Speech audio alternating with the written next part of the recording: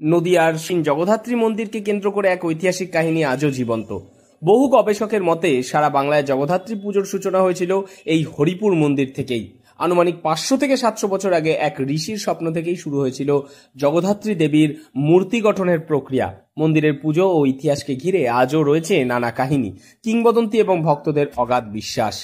আনুমানিক 500-700 বছর আগে, ঠিক আছে, সৌরিশচন্দ্র রায় বাহাদুর বা কৃষ্ণচন্দ্র রাজা, এরা তো দুই বাপ বেটা। তা কোনো কারণবশত আমাদের কৃষ্ণচন্দ্র রাজার জেল হয়। জেল হওয়ার পরে এইখান দিয়ে তখন গঙ্গা ছিল, ঠিক আছে। তারা এই দুর্গাপুজোর বিসর্জনের দিন তারা এখান দিয়ে ফিরছিলেন।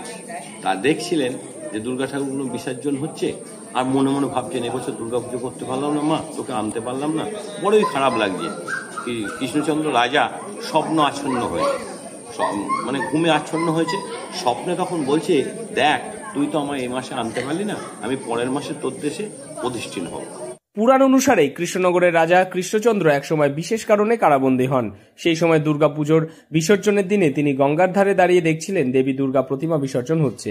মনের দুঃখে তিনি ভাবছিলেন এবছর রাজবাড়িতে পুজো হলো না। ভীষণ কষ্ট পেয়েছিলেন তিনি ওই দিন। সেই রাতেই রাজা কৃষ্ণচন্দ্রের স্বপ্নে দর্শন পান মা দুর্গার। স্বপ্নে দেবী জানান পরের মাসেই তিনি রাজবাড়িতে অধিষ্ঠিত হবেন, তবে কোথায় বা কিভাবে পূজিত হবেন তা স্পষ্ট করে বলেননি দেবী। রাজা কৃষ্ণচন্দ্র বিষয়টি বাবার সঙ্গে আলোচনা করার পর কিছুদিন বাদে এক আশ্চর্য ঘটনা ঘটে। হরিপুরেই তখন তর্কচূড়া মণি নামে এক ঋষি ছিলেন, যিনি পঞ্চমুণ্ডির আসনে বসে ধ্যানমগ্ন থাকতেন। একটি কামরাঙা গাছের তলায় তার ধ্যানস্থানের পাশেই আজও সেই পঞ্চমুণ্ডির আসন চিহ্নিত হয়ে আছে। ধ্যানমগ্ন অবস্থাতেই সেই ঋষি প্রথম জগদ্ধাত্রী দেবীর তেজস্বী রূপের দর্শন লাভ করে। তিনি দেবীর রূপের বিস্তারিত বর্ণনা দেন। সূর্যের ব্রহ্ম মুহূর্তের মতো আলোকোজ্জ্বল তেজময়ী মূর্তি। এরপরই তিনি প্রথম ঘটে পুজো করে দেবীকে প্রতিষ্ঠিত করেন। পরে সেই মুনি রাজা কৃষ্ণচন্দ্রের কাছে গিয়ে মায়ের রূপ ও দর্শনের কাহিনী শোনান। সেই বর্ণনা শুনেই কৃষ্ণনগর রাজবাড়িতে গড়ে ওঠে জগদ্ধাত্রী দেবীর প্রতিমা, যা ক্রমে সমগ্র বাংলায় পূজিত হতে থাকে। বিধায়ক হওয়ার বহু আগে থেকে আমি এই মন্দিরে আসি। সত্যি কথা বলতে কি, এখানকার যারা পুরনো লোক আছে মন্দিরের সাথে যুক্ত, তারা জানেন যে আমি আসতাম তখন মন্দিরও তৈরি হয়নি। সেজন্য বিধায়ক হয়ে আসার পর থেকে আমার ইচ্ছা ছিল এই জায়গাটার একটু ডেভেলপ হোক।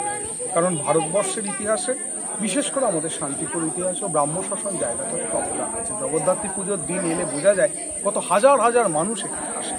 এই কাজটা আমি করে গেলাম। মায়ের ইচ্ছায় যদি আবার আমি ফেরত আসি, নিশ্চিতভাবে আমি ওপরে শেড এবং পাঁচিলের ব্যবস্থা। ভক্তদের বিশ্বাস এখান থেকেই রাজবাড়ি বাংলায় ছড়িয়ে পড়া জগদ্ধাত্রী পুজোর ভিত্তি। আজও এই মন্দিরকে কেন্দ্র করে স্থানীয়দের মধ্যে গভীর ভক্তি ও আস্থা বিরাজমান। নদিয়া থেকে মৈনাক দেবনাথের রিপোর্ট, লোকাল 18 বাংলা।